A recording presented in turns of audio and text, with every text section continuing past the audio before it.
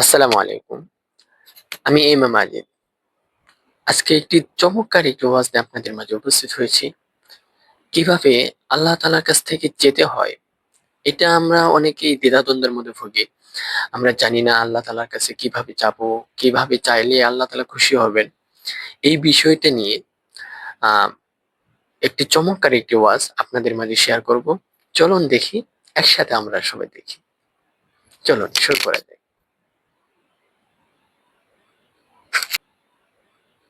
মনকে প্রশ্ন করেন, বান্দা হিসেবে কখনো রবের সন্তুষ্টি কি চেয়েছেন?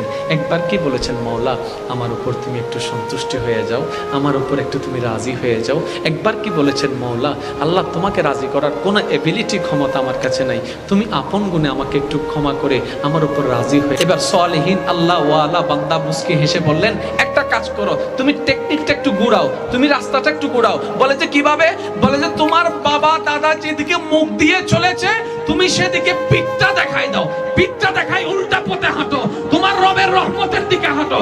যখন তুমি রবের রহমতের দিকে হাঁটতে থাকবা, অটোমেটিক তোমার চালার দুনিয়া তোমার পিছনে হাঁটতে শুরু করবে।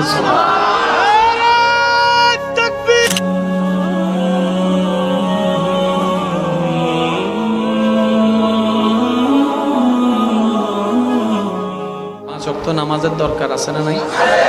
আল্লাহর ওয়াস্তে আমি প্রায় সময় বলি, আজকেও বলছি, কখনো কোনো স্বার্থ নিয়ে নামাজ পড়বেন না ভাইয়েরা। আগেও বলছি, এখনো বলছি, যখনই আল্লাহর দরবারে সিজদা দিবেন বিনা স্বার্থে দেওয়ার চেষ্টা করবেন। কিছু পাওয়ার আশায় নয়, কিছু চাওয়ার আশায় নয়। শুধু বলবেন, ইয়া রব তুমি তৌফিক দিয়েছো, আমার মতো পাপী বান্দা আজকে নামাজের মাধ্যমে তোমার দরবারে দাঁড়ানোর একটু সুযোগ পেয়েছে। মওলা তুমি একটু দয়া করেছো বলে আমার এই পাপী জবানে আজকে কোরআনের মতো কালাম উচ্চারণ করার তৌফিক পেয়েছি। ও মওলা তোমার দরবারে দাঁড়ানোর মতো ন্যূনতম যোগ্যতা আমার কাছে নাই, আমার দাঁড়ানোটাই প্রমাণ করে সেটাই তোমার দয়া, সেটাই তোমার মওলা। এতদিন পাগল ছিলাম, দুনিয়ার স্বার্থবাদী ছিলাম, যখনই নামাজ পড়েছি অনেক কিছু চেয়েছি, এটা দাও সেটা দাও, এমন করো সেমন করো, ওইটা দাও সেটা দাও, চেয়েছি মওলা। মওলা আজকে কিচ্ছু চাই না, আজকে শুধু একটা জিনিস চাই। রব জিজ্ঞেস করবে, বান্দা কি চাস তুই? এবার আপনি বলবেন, মওলা কিচ্ছু চাই না, তোমাকে চাই, তোমাকে চাই, তোমাকে চাই।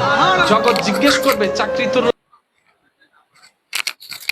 দেখুন প্রিয় বন্ধুরা, আল্লাহ তাআলার কাছে কিভাবে চাইতে হয়। যখন এখন ভাবতেছেন যে আল্লাহ তাআলাকে চাইলে কি সবকিছু পাওয়া যাবে? হ্যাঁ, যখন মালিককে খুশি করতে পারবেন, তখন তো যখন মালিক খুশি হয়ে যাবে পুরো দুনিয়াই তো আপনার হয়ে যাবে।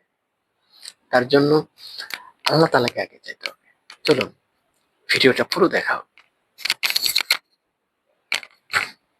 চাকরি তোর লাগবে না, আপনি বলবেন যে না আমার আর চাকরির দরকার নেই। কিন্তু তোর ব্যবসা লাগবে না, আপনি বলবেন ব্যবসার দরকার নেই। কেন কেন? বলে যে ব্যবসায় যে টাকা আসবে, সেই টাকায় যে রিজিকটা আসবে, ওই রিজিক দাতাকে লাগবে। ব্যবসার দরকার নাই, রিজিক দাতাকে লাগবে। চাকরির দরকার নাই, সম্মান দাতাকে লাগবে। পড়ালেখার দরকার নাই, এলম দাতাকে লাগবে। কারণ আমি যদি চাকরি পাই ব্যবসা পাবো না, ব্যবসা যদি পাই আমি স্ত্রী পাবো না, স্ত্রী যদি পাই সন্তান পাবো না, সন্তান পেলে দল পাবো না। একটা পাবো, একটা পাবো না। কিন্তু আমি যদি রবকে একবার পেয়ে যাই, কমতি কিছু থাকবে না, সব আমার হয়ে যাবে। আল্লাহ আকবার। এবার আপনি বলেন, চাকরির মধ্যে ব্যবসা আছে? চাকরির মধ্যে ব্যবসা আছে? ব্যবসার মধ্যে পড়ালেখা আছে? এক একটা। কিন্তু রবকে নিয়ে আসেন, সুবহানাল্লাহ না হয়। এবার আপনি কারোর সাথে ঝগড়া করার দরকার নেই, নিজেকে প্রশ্ন করেন, জীবনে যতবার চাকরি ব্যবসা বউ খুঁজেছেন আল্লাহর কাছে, তার 10 ভাগের 1 ভাগ আল্লাহকে খুঁজেছেন বলেন? এবার বুঝতে পেরেছেন কোন জায়গায় ধাক্কাটা খাইছি আমরা? কথা বলেন না কেন? দলাদলি বাদ দেন না ভাই, অনেকদিন হয়েছে তো। এবার নিজের একটু ভিতরে একটু চোখ দেন না। আপনি আমি যতবার বলেছি, মওলা পরীক্ষা পাস করাই দাও, গোল্ডেন এ প্লাসটা দাও, ন হয় ফানলার পরীক্ষার আগের দিন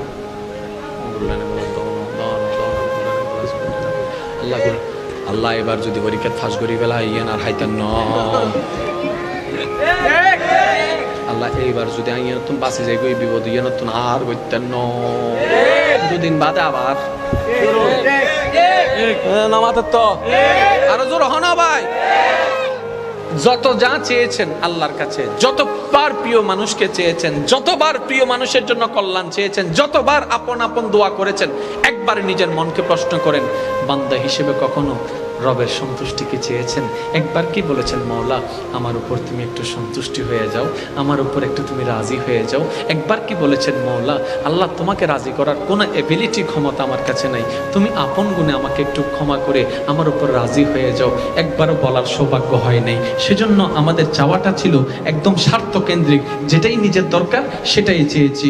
কিন্তু আমরা যদি চালাক হতাম, রবকে চাইতাম, রবকে পেলে সব পাওয়া হয়ে যেত। এবার আসেন সিদ্দিকে আকবর, সুবহানাল্লাহ জোরে বলেন। মক্কা থেকে মদিনায় যাওয়ার পরে দুনিয়াবি সম্পদ, ব্যবসা, বাড়ি, গাড়ি, এই সেই, তারপরও সিদ্দিক আকবর ধনী। কেমনে? সিদ্দিক বলে দন নাই, দনের মালিক আছে। কোন মাদ্রাসার শিক্ষা নাই, এলম দানকারী আছে। আমার কাছে ব্যবসা নাই, রিজিক দাতা আছে। আমি উনাকে নিয়ে আছি যিনি মালিক, যিনি খালিক। বলেন সুবহানাল্লাহ। সেজন্য যারা রবের হয়েছে, দুনিয়া তাদের হয়েছে। আমি ছোট্ট একটা কথা বলে শেষ করছি।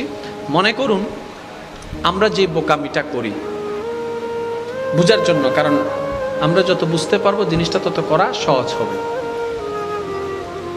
এই আমরা এই এদিকে আল্লাহর নূর, এইদিকে দুনিয়া, তাহলে এটার একটা ছায়া পড়ছে কিনা দেখেন তো, বলেন না?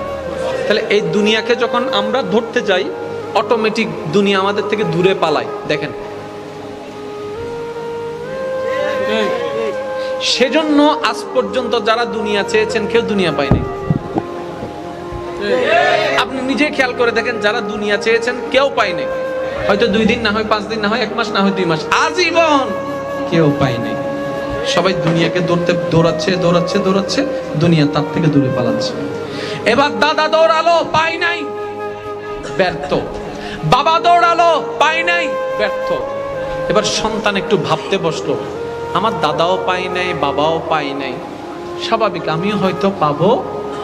কি করা যায়? কিছু একটা তো ভুল আছে, ওই ভুলটাকে একটু শুধরাইনি।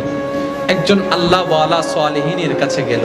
এবার সালেহিনের কাছে গিয়ে প্রশ্ন করলেন, হুজুর আমার দুনিয়াও চাই, পরকালও চাই। রব্বানা আতিনা ফিদ দুনিয়া হাসনা ওয়া ফিল আখিরাতি হাসনা। হুজুর আমার দুনিয়াটাও চাই, পরকালটাও চাই, আমি কি করতে পারি? তো তোমার বাবা কি করেছে? এইভাবে গিয়েছে। তোমার দাদা কি করেছে? এইভাবে গিয়েছে। এবার সালেহিন আল্লাহ ওয়ালা বান্দা মুস্কি হেসে বললেন, একটা কাজ করো, তুমি টেকনিকটা একটু ঘুরাও, তুমি রাস্তাটা একটু ঘুরাও। বলে যে কিভাবে? বলে যে তোমার বাবা দাদা যেদিকে মুখ দিয়ে চলেছে, তুমি সেদিকে পিঠটা দেখাই দাও, পিঠটা দেখাই উল্টা পথে হাঁটো, তোমার রবের রহমতের দিকে হাঁটো। যখন তুমি রবের রহমতের দিকে হাঁটতে থাকবা, অটোমেটিক তোমার চাওয়ার দুনিয়া তোমার পিছনে হাঁটতে শুরু করবে।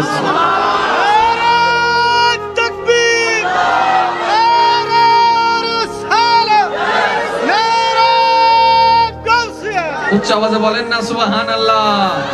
দুনিয়ার দিকে যত দৌড়াবো, দুনিয়া আমাদের থেকে পালায় যাবে। যত রবের রহমতের দিকে যাব, দুনিয়া আমাদের পিছনে যাবে। সিদ্দিকে আকবর দুনিয়া চাই নাই, কিন্তু দুনিয়া ওনাকে চেয়েছেন। ওমর ফারুক দুনিয়া চাই নাই, ওমর ফারুককে দুনিয়া চেয়েছেন। কেন? যারা আল্লাহর হয়ে যায় সবকিছু তার হয়ে যায়। বলেন সুবহানাল্লাহ। আল্লাহ আমাদের সকলের হাজিরি কবুল করুক, আমিন।